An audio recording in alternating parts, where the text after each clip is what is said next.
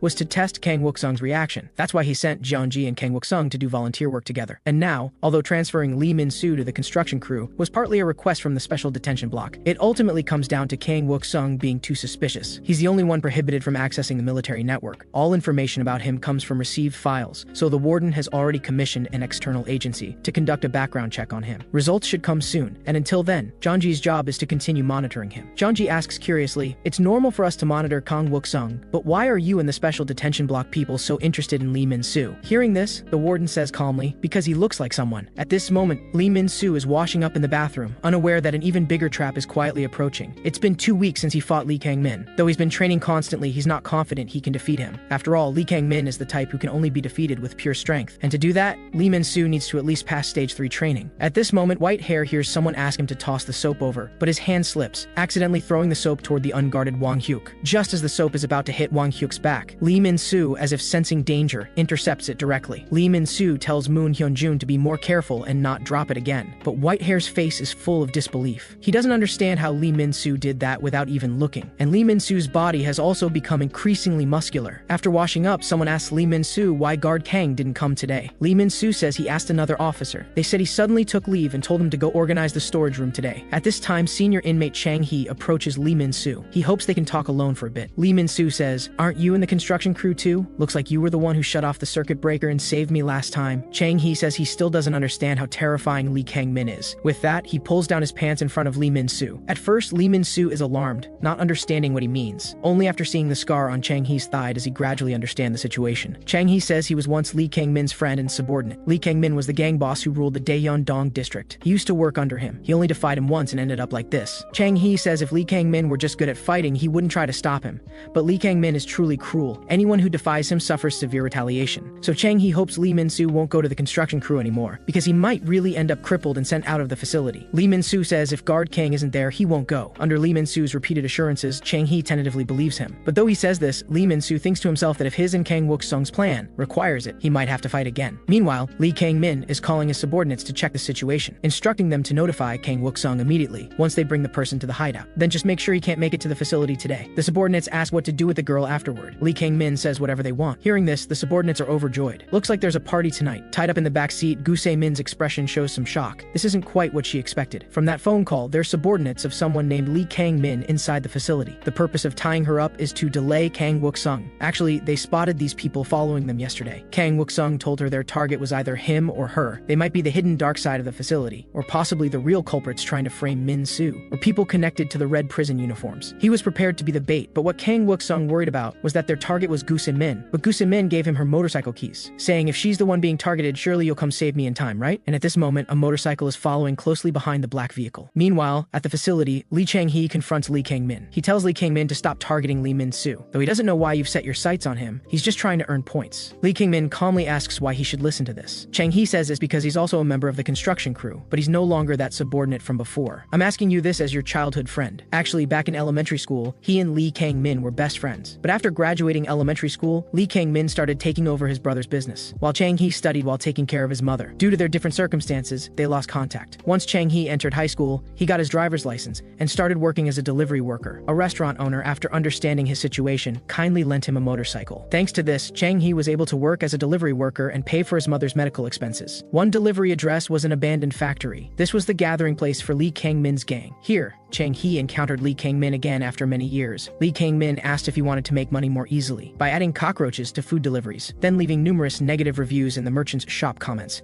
making it impossible for the merchant to do business. To delete the bad reviews, they'd have to pay them. Naive and ignorant, Chang-hee joined them and earned his first real money in life. If this continued, he'd soon be able to pay his mother's hospital bills. But the extorted Chinese restaurant owner passed away shortly after. When Chang-hee found out, he realized the uncle they'd extorted was the Chinese restaurant owner who had helped him. At that moment, he realized the kind uncle had died because of him. He fell into deep self-blame, so he sought out Lee Kang-min, hoping they could turn themselves in together. But hearing this, Lee Kang-min grabbed him by the throat. If I had any intention of turning myself in, I wouldn't have started this. I gave you a way to make money, and you want to turn yourself in. You know I never forgive traitors. With that, Lee Kang-min stabbed a steel pen to Chang-hee's thigh. If you spout this crap again, I'll kill you. But at the same time, Lee Kang-min's brother Lee Kang-won also arrived. He was the real leader of this criminal gang. Lee Kang-won told his brother they'd been discovered. The police are coming soon. You should have kept this under wraps, but there were too many victims and even a death. Lee Kang-min suggests letting this guy on the floor take the blame, but his brother tells him this isn't something that can be solved by sacrificing one subordinate. So he has the underage Lee Kang-min share the responsibility. Afterward, Chang-hee and Lee Kang-min were sent to the Reformation Correctional Facility. Chang-hee says this is the first time they've talked face-to-face like this since then. Lee Kang-min says he came because of Lee Min-soo, but he had similar thoughts. He originally planned to meet him about Lee Min-soo anyway, since he blocked Kang Wook-sung but had no way to contact Lee Min-soo. Chang-hee asks in confusion what he means. The next second, he's pinned to the table by subordinates. You know why I took on the troublesome position of construction supervisor? Because in the construction crew, if someone gets injured or becomes an idiot, no one suspects anything. And what he's going to do is take one of Chang-hee's fingers as an invitation gift for Min-soo. Meanwhile, Lee Kang-min's subordinates have also reached the hideout. And as instructed, they send Kang Wook-sung a message to come here alone before 12 o'clock. But Kang Wook-sung has already arrived.